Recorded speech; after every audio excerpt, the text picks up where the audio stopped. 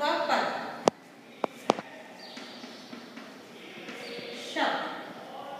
शब्द वर्णों के सार्थक समूह को कहा जाता है।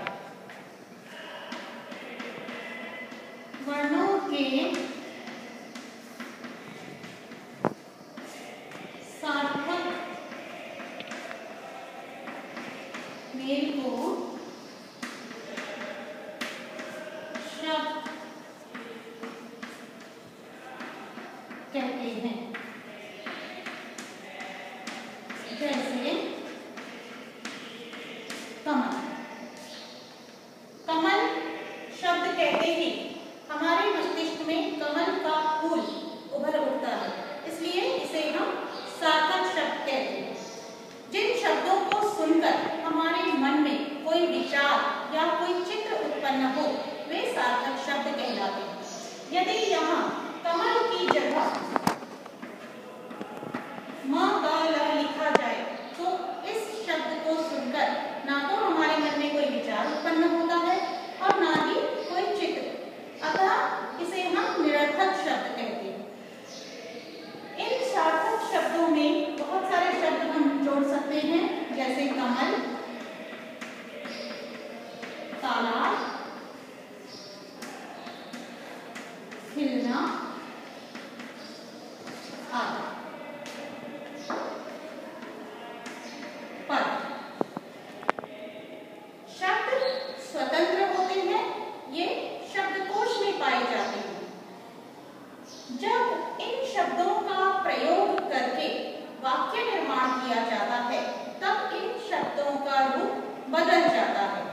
लिंग, वचन, काल, क्रिया आदि के अनुसार उनमें आवश्यक परिवर्तन दिखाई देता है। यदि इन शब्दों का प्रयोग करके एक वाक्य बनाया जाए,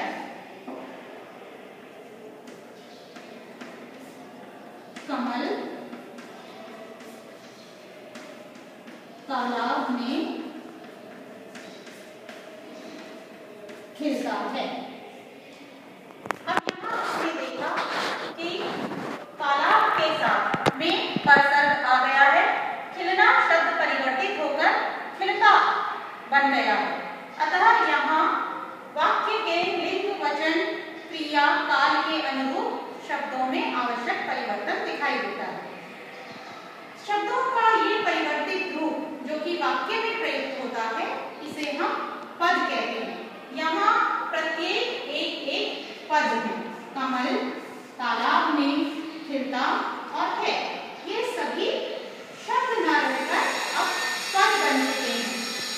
इन पदों में यदि किसी भी प्रकार का कोई परिवर्तन किया जाए तो या तो वाक्य का अर्थ बदल जाएगा या वाक्य में ऐसा परिवर्तन आ जाएगा कि वाक्य का कोई अर्थ ही ना रहे, अर्थात वाक्य निरर्थक बन जाएगा।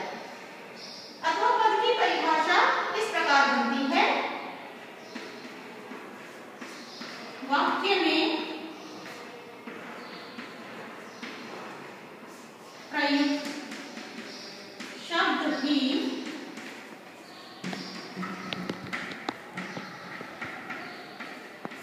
पद कहलाते हैं।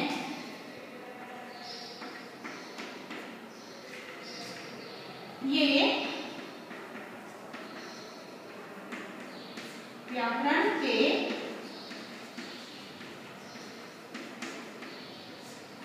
नियमों में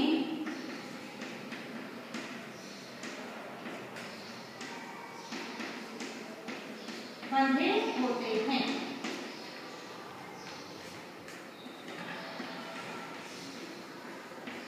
जैसे कमल तालाब में खिलता है।